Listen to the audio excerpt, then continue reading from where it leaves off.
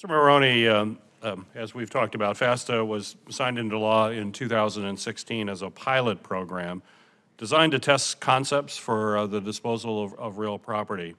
But since FASTA's enactment, GAO has described several setbacks, and we've heard from opening comments some of those setbacks. But I would like you to tell the committee and get into a little bit more granular detail about what implementation and structural issues that your team has identified. Yes, Senator. So we identified three main setbacks in the rounds that have taken place to date. First, there were delays in selling the first round properties. That was due to a number of factors. One was the timing of the board being pulled together. Secondly, there was delays in due diligence activities. There were also issues with external stakeholder outreach. And then ultimately, the delays in selling these properties resulted in the second setback, which is the second round of recommendations were limited in value, number, and complexity, because part of this process, the second round, the 2021 round, was going to be funded, the disposal costs were going to be funded by the sales proceeds from the first round. With a delay in sales, those proceeds weren't available, and therefore the recommendations couldn't be as innovative, couldn't be as complex. Then that led to the third setback, which is the board submitted its recommendations to OMB for approval. OMB disapproved of the recommendations. The board lost its quorum and therefore could not respond, and as a result, the second round was terminated. So the end result of these challenges was the funding that was expected to be available to help prepare disposal wasn't available. This led to limited recommendations and then ultimately the termination of the second round. Thank you. Commissioner Albert, if you could also tell the committee in a little more detail what difficulties that the federal agencies face when they're trying to use FASTA disposal process. What do you see as some of the major difficulties? I think one of the major lessons learned that an outside party could come and understand what the challenges and obstacles to disposition across the entire federal portfolio are very similar. One is that it does take access to funds to prepare a site for development. That includes vacating the site, so taking the occupants that are currently in site or on any remaining occupants. For example, one small group, if they don't have a replacement location to move to, will not vacate that property because they still need access to some sort of space to conduct their mission. So that forward funding to allow agencies to vacate an underutilized property, very important concept. The second is that the process itself, regardless of whether it's under FASTA or under our own authorities as GSA, could not and did not, for example, change the requirement to comply with NEPA, didn't change the requirement to comply with the Historic Preservation Section 106 guidelines and requirements, didn't change the requirement to do adequate and proper stakeholder outreach. All of those things remain in place, and those do take time. So I just want to make sure that amidst some of the more nuanced, approaches to how to implement FASTA, which, by the way, anytime you create a new agency, requires some startup time, and we saw that. But once we finally identified the properties, the board had a full quorum, we were able to dispose of 10 out of the 12 properties identified in the high value round within the year. The delays that we're talking about are very typical delays. Again, due diligence is important to offering a property so that you can maximize value of that property when you put it out for sale. And I don't think that rushing through those types of preparations would be recommended, certainly wouldn't be recommended by me in my professional opinion and years of experience in real estate, and I don't think it would be recommended by the experts who are on the PBRB board. So I would say in summary, access to resources for agencies in order to vacate property and prepare it. Secondly, some flexibility, which FASTA was able to secure, and is something I'd like to dig into a little bit more, which is authority for sale leaseback. That allows us to dispose of a property while buying a little time, literally, for an agency to move out, so you can actually get through the disposition process. And then on the margins, I think there's opportunities to improve the process by looking at how we can expand certain of GSA's authorities to be able properties to be sold with some conditions attached so that a private developer can buy it and execute on obligations that otherwise the federal government would need to take on. Great, thank you.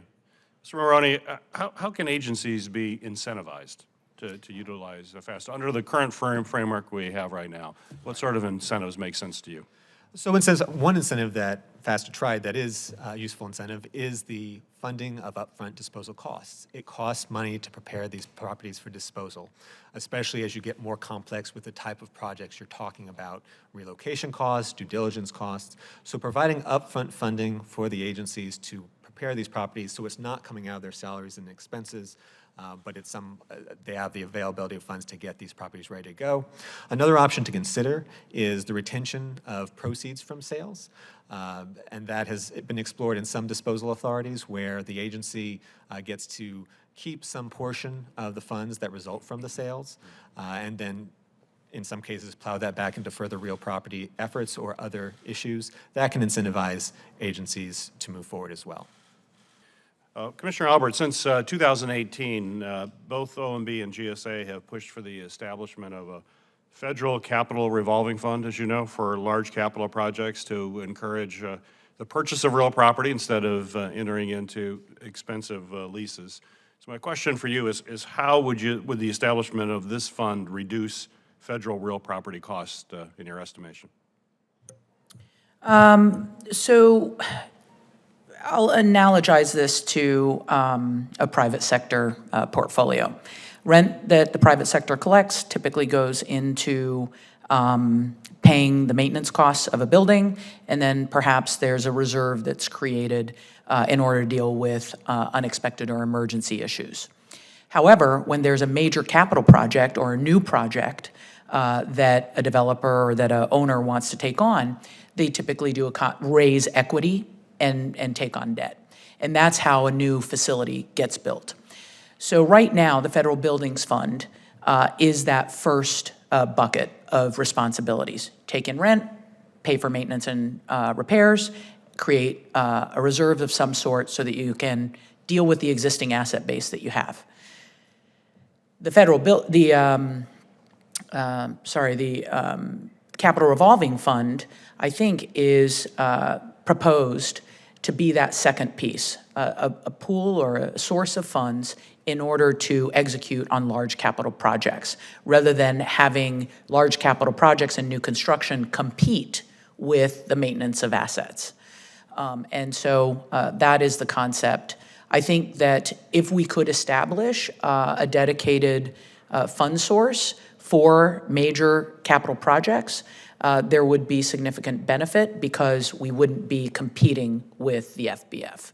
I think that there are a number of things that we should and would like to discuss with you about how to make the Capital Revolving Fund function so that it in fact achieves the goals that I just stated, because there are complexities to it, but it is a concept that we would be interested in exploring with you. Very good. The federal real property disposal process is basically meant to prevent the government from wasting tax dollars. But as I mentioned in my opening comments, the federal government continues to maintain unneeded facilities. In fact, in fiscal year 21, federal agencies reported over 7% of the buildings owned by the federal agencies were either underutilized or unutilized. So Commissioner Albert, what additional authorities or tools would allow the GSA to dispose of property more quickly? Are there some recommendations you'd have for us? There are a couple recommendations in particular that are focused specifically on being able to dispose faster. I mentioned, of course, getting access to the Federal Buildings Fund because the sale proceeds go into that fund, and so we would want to be able to revolve or utilize those funds in future disposition activity. It's the same concept that Representative Rahal and Mr. Maroney have mentioned as well, that retention of net proceeds and the authority to spend it. So that's number one. The second, which is a legislative proposal that we've put into our 24 budget request for the 5th year in a row, is to expand our disposal authority or expand the permitted uses for a 190A account. That account is approximately $80 million. We are only allowed to use that money for disposal activities once a report of excess has been created. We believe that getting access to those funds prior to an official report of excess by the agency will help incentivize agencies to consider disposing of properties. So I believe there's a fund that's already there, it's already appropriated, and what we need to do is expand when we get access to it. And then lastly, this is a tool that FASTA has really brought to light as to how effective it can be, which is, again, I mentioned that sale leaseback authority under, a defined term. Within FASTA, they've secured sale leaseback authority for 3 years. Again, that allows us to dispose of property, put it into the private sector hands. With the private sector having a guaranteed form of income for the next 2 or 3 years, it actually enhances the value of the property. So you do it for a limited period of time, which buys us time to move that agency out. I think that 3 years is pretty tight in many cases, and I would seek to expand that sale leaseback authority 5 years, 7 years. So I think those 3 things right now would really be an opportunity to accelerate. And then Senator Langford mentioned talking about how could we, convey some of the risk and the cost of remediation to the private sector. That's a very typical transactional negotiation that the private sector is used to. I'd like to explore around the margins how we could maybe convey or that risk to the private sector in the cases where they're available and ready to absorb it. Another question for you, Commissioner Albert, is could you update the committee on the Department of Homeland Security property consolidation efforts that are underway at St. Elizabeth? Where are we right now on that? Absolutely. I am glad to announce that with the approval of our FY23 budget, we are advancing on Phase 3 of the consolidation. This is a consolidation of 12 million square feet of property occupied by DHS. We have already completed Phases 1 and 2. And now with Phase 3, we have begun and actually put out the RFPs for program management services, construction management services, to build CIS's headquarters, INA's headquarters, and ICE's headquarters at St. Elizabeth's. In '24, we are seeking appropriation for the last component of the consolidation, which are those facilities located at the Nebraska Avenue complex in Washington, D.C. So we are on the cusp of completing the build-out of the consolidation of DHS at St. Elizabeth's, and very excited that we're able to deliver on those projects that have been long promised. Great. Well, that's good news. Good news. FASTA requires GSA to maintain a public database of all federal real property. However, the Congressional Research Service has found that the value of the federal real property profile management system as an oversight and policy tool has been limited by inaccurate and incomplete information. As of 2020, only 23% of the properties listed in the federal real property profile management system has a complete address. Mr. Maroney, GO has noted that reliability of federal real property data is the main reason that real property management remains on the high-risk list. So my question for you is why is this data so important, and what can Congress do to improve the federal real property profile management system so we have the data we need?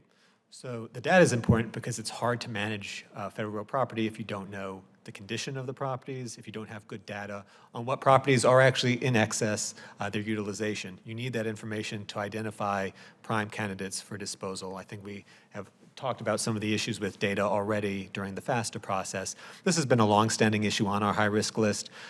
We have made recommendations in this space that remain open. To GSA's credit, they have taken actions to improve the data over time, but there still needs to be improved validation and verification. It's also a complex challenge because the agencies self-report the data into FRPP, so each agency needs to provide accurate data and up-to-date data. And I would say the third thing you asked about, what can Congress do? I would say continued oversight and pushing on the agencies to report data that is accurate and complete. Again, particularly on variables that change, like utilization. Right now, as we exit the pandemic, it's important to know how well these buildings are being utilized, what space may be unneeded. There's not good data right now on that for many buildings in the federal portfolio. It's important for Congress to push agencies to move towards better data on that front. Great. And Representative Rahal, perhaps you give us a little more detail as to how that's impacted the board's ability to make recommendations. Well, one thing I would say, Mr. Chairman, is that the OMB has denied the executive director of the PBRB a seat on the Federal Real Property Council. This would be an important improvement if we could have our executive director a seat on that senior federal property executive board. It further stifles, without that seat on the board, the PBRB's access to the information it needs about the shifting federal workforce. And we know in post-COVID era that it is shifting rather dramatically. So we need a partnership, a co-partnership here, if you will, with GSA and OMB to work through this issue and at least allow our executive director a seat on that council. This would be a big step forward in allowing us to have access to the information we need. So I think, again, if we could have better coordination, and I believe David's report touches on this issue rather accurately about our lack of data and access to that data. Commissioner Albert, do you still intend to make the federal real property database publicly available if FASTA expires without reauthorization? Yeah, I want to clarify, the FRPP, the Federal Real Property Profile Database, actually has been available publicly on a website since 2016.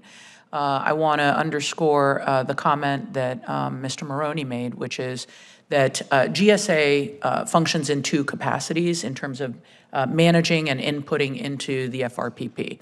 First is there's a component of GSA that does government-wide support, and so is working, for example, with DOD as a major landholder and other major landholding agencies to take all of that information and manage the database. Then the Public Building Service, which is a component of GSA, which is the component I'm responsible for, as a major landholding company, inputs information about our portfolio into the database. So, I believe that the Public Building Service input into the database has been done regularly, as well as comprehensively as possible, and to the extent that there are data inconsistencies or incomplete data, it's because there's an underlying issue that we need to work through. And I would extend, as a landholding agency, that assumption and, frankly, knowledge that that is challenging for other landholding agencies as well. But we continue to work on the process, candidly, and I believe that the guidance and improvements that we've made both in the database itself over the past 2 years is going to continue to improve the quality of the database itself. I do want to make one point. The FRPP is an inventory of all of the federal portfolio. It is not an asset management tool. And those are two different functions and things. And so I think it is incredibly important to have an inventory and an accurate inventory of the property that the federal government owns, but that will not tell you everything that you need to know about how to manage that property. So I'm just making that distinction so that everyone understands what the purpose of the tool is. And many landholding agencies do have individual asset management tools.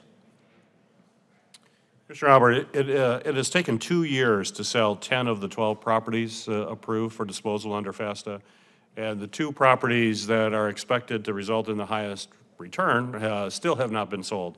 So my question for you is, what's caused these delays, and when do you expect to sell the remaining properties, and do you anticipate similar delays in the final FASTA round? Okay. As to the first 10 properties that were sold, taking 2 years, there was, again, I attribute this to kind of ramping up and starting a new agency and integrating that new agency's work with GSA's work. So about 1 year, I believe, of the 2 years was spent talking about and deciding on how to dispose of those properties. Again, I referenced the tactics or the strategies. But once it was determined how we were going to offer those properties, the sale all occurred within a year. So again, just working through some of the kinks of an upstart or of a new startup. As to the 2 remaining properties, which are, I believe, really great disposal candidates, I can speak specifically to them. The property that we own at Menlo Park has a remaining tenant in it. That tenant had plans to move out. They got delayed during COVID. They're back on track to move out in 2024, which means that we'll be able to offer that property, we believe, within the next year. As to Laguna Niguel, another major asset that we own, unfortunately, we put it on the market and we didn't get any bidders. We believe that the historic preservation covenants that were published deterred and chilled the market interest in that property. And so we are working right now with the local jurisdiction to figure out how we can soften, lift, or accommodate in some other way the historic covenants that are on sort of the main asset at Laguna Niguel. So these are the types of issues that need to be worked through, particularly when we're dealing with complicated real assets. Great. Thank you. Representative Rahal. In my prepared testimony, I addressed the Laguna Niguel issue and the 3 factors that we feel on the PBRB were the cause of the result that there were no bids on this property. It's a highly valuable piece of property, and it is a shame that there were no bids received. But one of the primary factors was the lack of market interest. And that, of course, was due to some of the remediation issues that were involved and the GSA's decision to reject acceptable alternatives. Another factor was the lack of publicity. There were just no marketing like any business firm would market their product for sale, and therefore lack of awareness among the 22 surveyed local commercial developers. 16, for example, were not aware of the auction since no commercially standard process of marketing was used. A third factor was the uncertainty surrounding the zoning and the local community intent. So this asset remains unsold, as you have referenced, while negotiations continue with the historic preservation process. We have advised GSA that a consultant is needed to facilitate this sale, given the complexities with the historic preservation and the potential rezoning once the property leaves the federal ownership. So the government needs to demonstrate innovation and in how these excess properties are managed, and the board needs more authority in determining the disposal strategy, and I've referenced that earlier in my comments. Thank you.